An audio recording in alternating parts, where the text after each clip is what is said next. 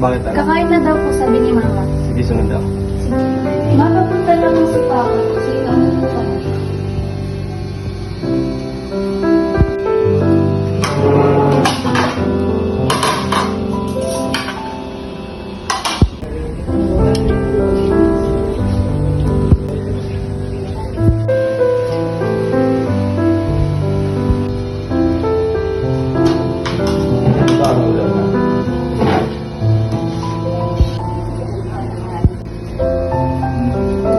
Bakit yung gano'n?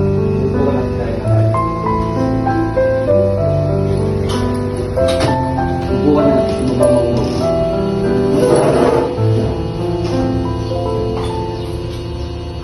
Ma, kwento mo naman sa amin yung ano nung nangyari ng mga panahon ng Amerika natin. Nung uminom ka tapos kumain. Ngayon na po. Ayan. Ay, ikaw naman lang magkwento. Mamaya na pag-ulat mo.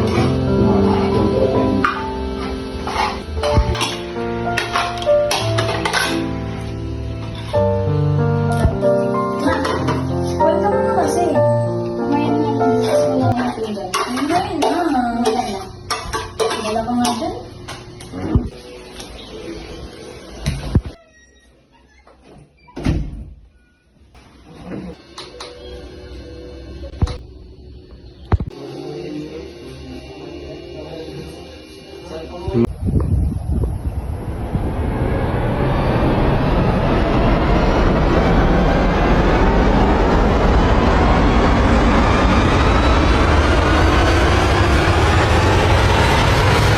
Kuya, nasan tayo?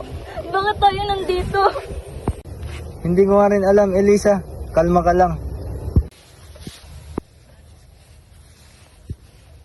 Sino ba itong dalawang ito?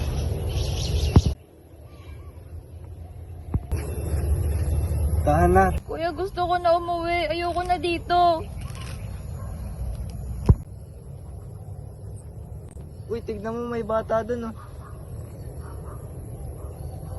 Tahan na, tara, punta natin yun. Sino kayo? Bakit kayo lumalapit sa akin? Nasaan tong lugar na to? Galing kami sa Manila. Kuya, ba't ang lalim ng Tagalog niya? Hindi ko rin alam dyan.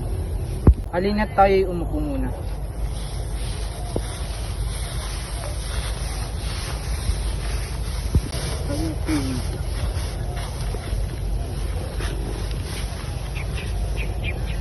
So, ayun na nga. Galing kami sa Manila.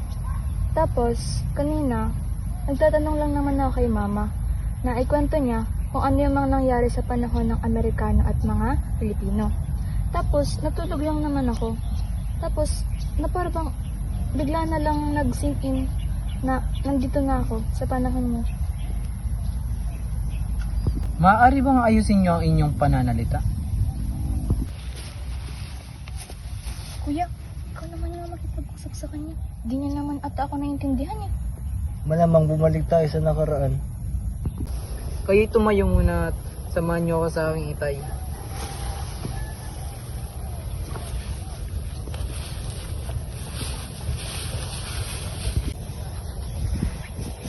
Bata na si Jerome.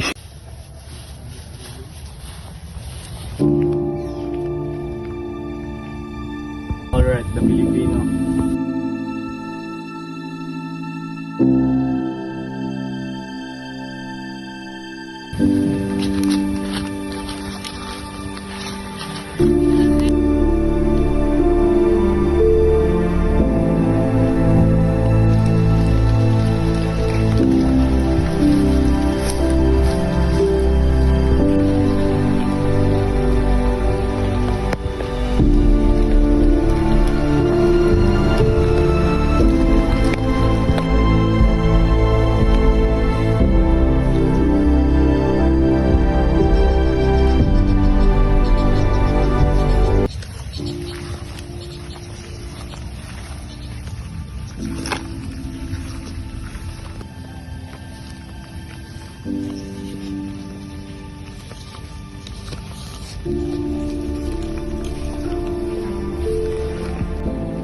Filipinos around them.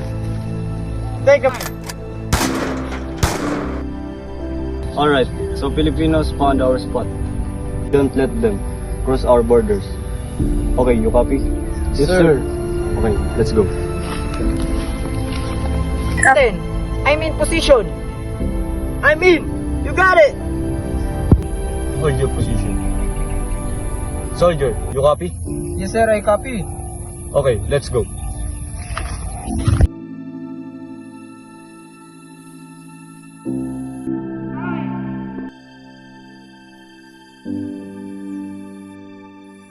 Mga Amerikano, takbo! Chase the Filipinos!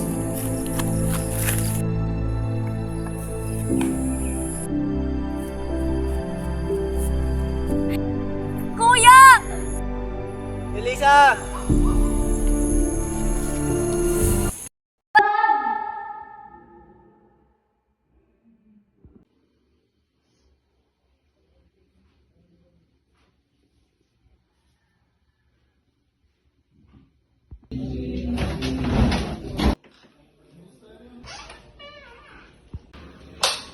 Paano ka? Na paano yan? Ano nangyari dyan? Ano nangyari sa'yo? Dandan sa mundong kinagkagalawan, pagmasdan ang larawan ng itsurang nagmamalakas. Di pwedeng mabulag, makinig sa tamang tinig. Wala kang mapapala sa taong walang kahulugan. Huwag hahayaan magkanya sa iba. Ikaw walang sala. Halika na, tuklasin ang mundong puno ng isipanin. Halika na, tuklasin ang mundong puno ng isipanin. Sa kabila ng paghihirap ng mga Pilipino noon, ganun na lamang ang pagpapasarap ng mga Pilipino ngayon. Panaginip lamang pala ang lahat ng ito. Pero paano kung totoo lahat ng aking nakikita? Pinapakita sa panaginip na ito ang mga paghihirap ng mga Pilipino noon. Batang dandan sa mundong kinagkagalawan, pagmasdan ang larawan ng itsurang nagmamalakas. Di pwedeng mabulag, makinig sa tamang tinig. Wala kang mapapala sa taong walang kahulugan. Huwag hahayaan magkanya sa iba. Ikaw walang sala. Alright, the Filipinos found our spot. Ayun ta! Hindi ka pa kaiwag. Darwang kamot nga. Mula sa nani ka, magulay ka para buo. Yan, baka magatul! Nasa pananungkot. Pa, nakain.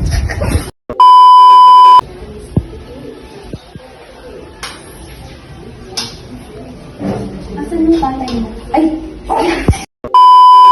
Bukang tabingin na ba? Masibuga. Eh, natawarin ko sa'yo. Amal lang sana! Dali mo. Puta kaya di! Para pala ako gaw! Mga masimot kayo. Alam mo na! Bilisan nyo na dyan. Ah! Ang bakla mo. Putang inang bakla. Eh, baka nakakamot mo. Adam, abadil mo sa naitaas mo kung adi ah.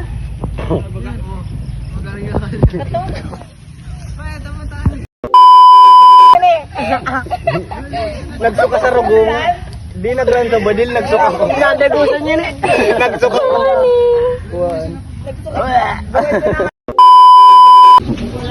Pinuntay siya. Atang mix, sino nga ni mix?